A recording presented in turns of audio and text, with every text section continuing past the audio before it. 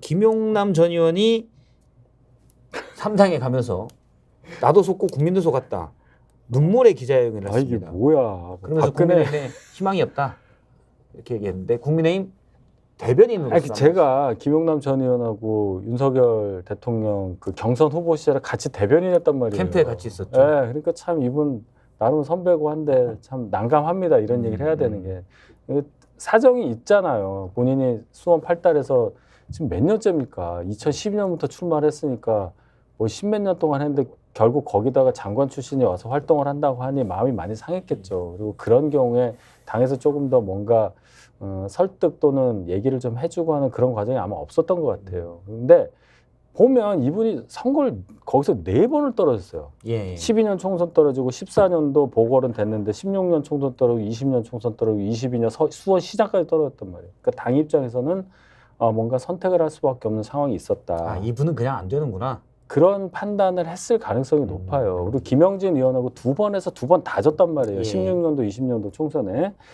그래서 했는데 나도 속고 국민도 속았다는 무슨 말인지 모르겠어요, 제가. 뭐 눈물의 기자회견 이해합니다. 근데 국힘에 희망이 없다면 글쎄요, 이분이 글쎄 이렇게까지 얘기하시지 않았으면 좋았을 뻔했는데 어쨌든 상황은 이해하나. 예. 가서 잘 되시기를 바란다는 말밖에 제가 못하겠네요. 혹시 덧붙일 말이? 아니 그러니까 얼마나 속이 시원하겠어요. 이제는 말할 수 있다. 아. 김용남 전 의원은 그런 심정일 거예요. 아니 제가 볼 때는 그 전에도 좀씩 말했어요. 아니, 말했어요. 근데 다는 못했어. 아. 그러니까 임금 얘기는 당당히 얘기하고 싶은데 네. 대나무 숲에 가서 했던 건데 이제는 이제 앞에 서서 얘기를 하는 거거든요. 무슨 소리야? 그러니까 사람들은 국민들은 알아요. 네. 속았네.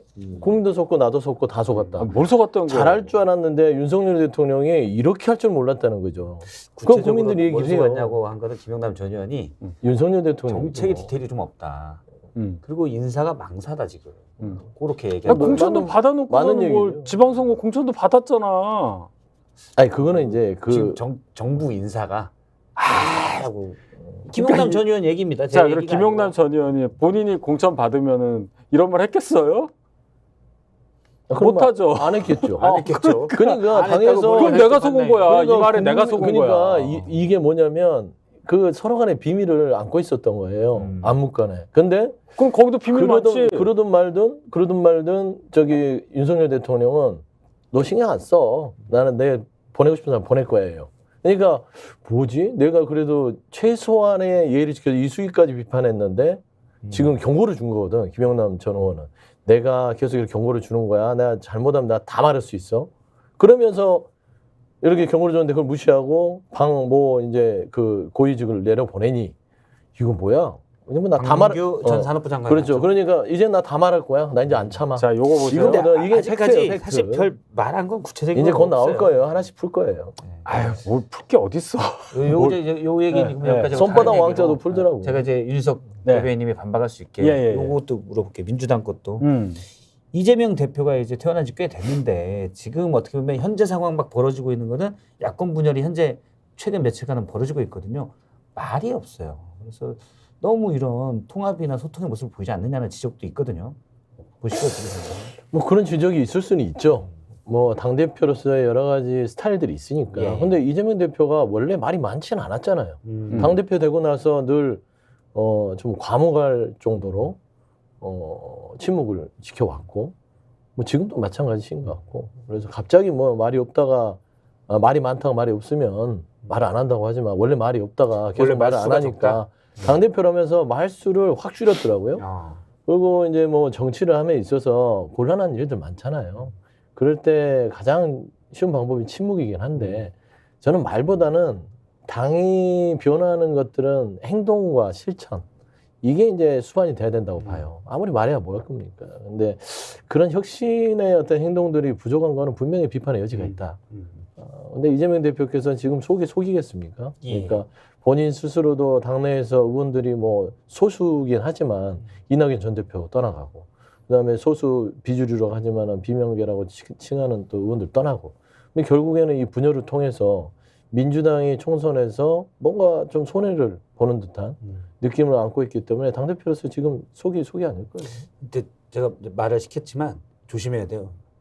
김한규 의원이 끝에 말 한번 잘못했다가 지금 엄중 경고를 받았기 때문에 김한규 의원 저랑 인적 관계이기도 한데 제가 그 당하는 걸 보고 참 야 대단하다.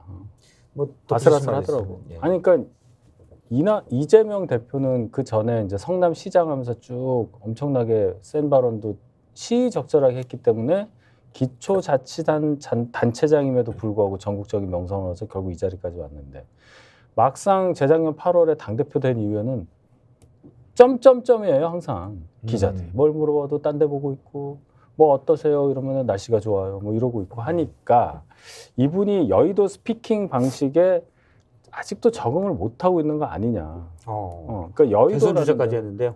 대선 주자가 무슨 상관이에요? 국회라는 데서 어떻게 하고 하는 것에 대해서 그냥 바로 의원하고 바로 대표가 되니까 그것을 학습할 수 있는 기회가 전혀 없었고 또 측근이라고 믿을 수 있는 사람들이 다 지금 뭐 재판받고 감옥 가 있으니까 믿을 사람도 없는 상태에서 고립무원이 아니냐. 기껏 카톡하는 정성호 의원 하나 있는 것 같아요. 현근태 물어보고.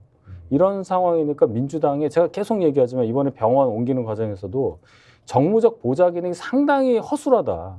이런 결정을 할 수밖에 없는 사람들이 옆에 있으니까 이재명 대표가 말을 못하는 게 아니냐. 이렇게 제가 이재명 대표를 실드 아닌 실드를 쳐드릴게요. 네, 고맙습니다. 실드 쳐주셔서. 간단히 정리가 되네요. 나는 선을 지키잖아. 깔끔하네요. 쉴드 쳐주니까 고맙다. 그럼요. 안다니까. 근데 쉴드가 고맙잖아요. 맞아요. 약간 쉴드하면서 근데 여기에서 쉴드 자체를 가지고 뭐 비꼬 왔다 어쩌다 이렇게 하면 또 서로 간에 알겠습니다. 이해가 저희 안 되죠. 풍경 있는 방송을 해야 되니까. 요 스픽스 대표님이 요 네. 프로그램에 이 모토가 그거더라고요. 여의도 정치의 복원.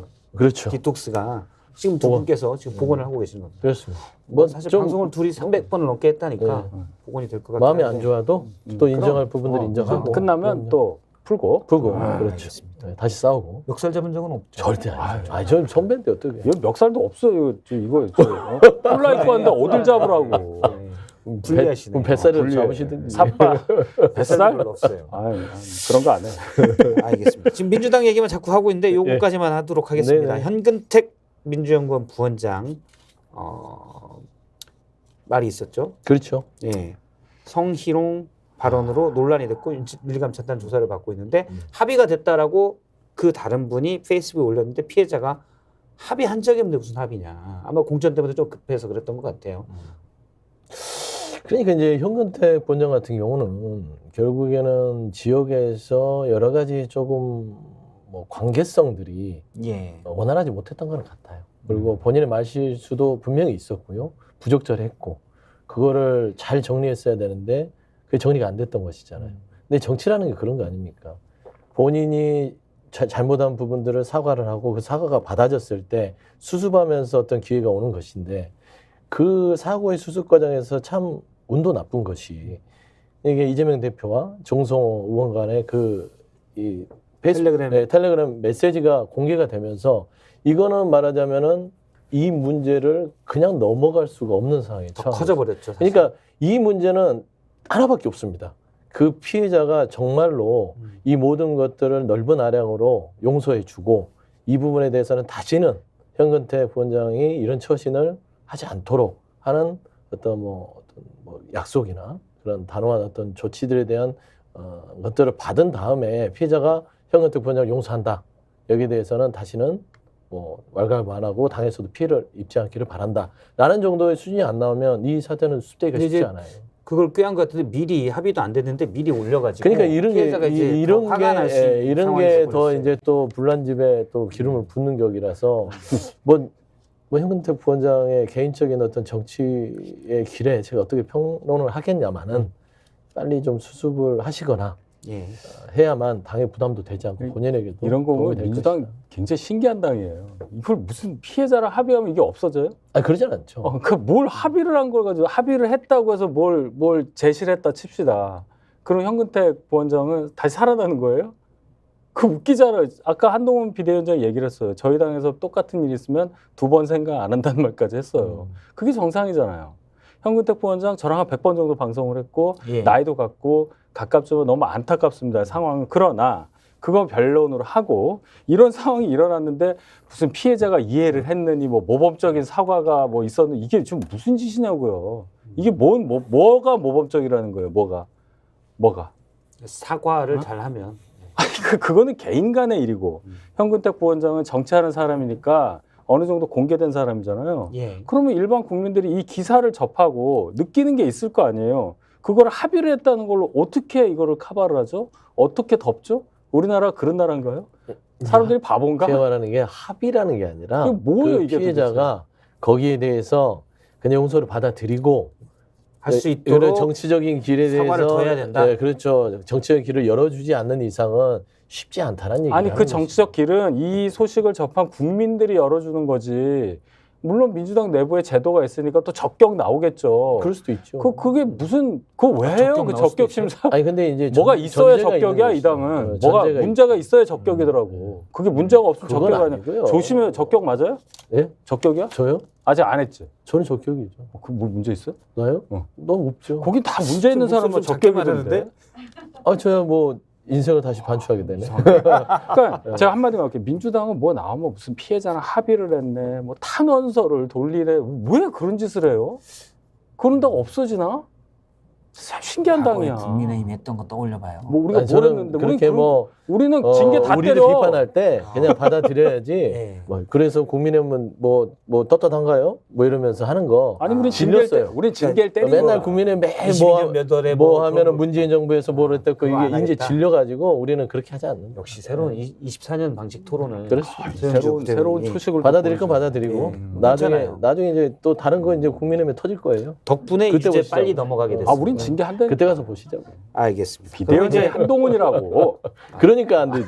비대위원장이 바로 인정을 했기 한동훈이라고. 때문에 점점 저희가 망하고 이제 다음 있잖아. 주제로 바로 넘어가도록 하겠습니다. 원래 여기서 토달면 길어지잖아요. 알았어. 그럼 이 프레임이 길까? 알았어. 불리해. 오케이. 좋았어요. 그럼 알겠습니다. 그다음 우리네. 두 번째 주제로 가겠습니다. 이거 좀 길게 할까요? 그렇죠.